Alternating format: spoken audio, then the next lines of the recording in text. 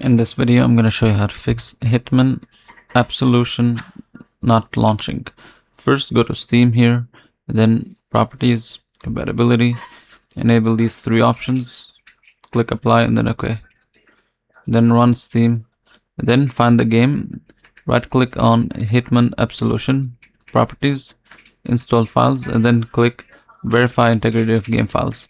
Then go to Browse, and you will find something like Hitman Absolution.exe over here.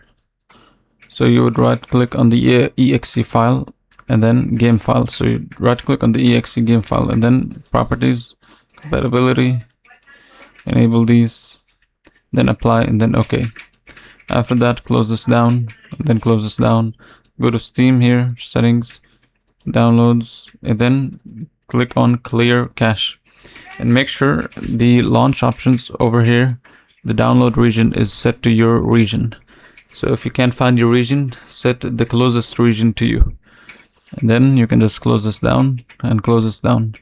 Now, before trying to restart the game and play the game, try to exit everything.